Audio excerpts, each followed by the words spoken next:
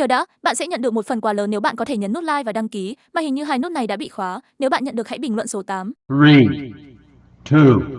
1.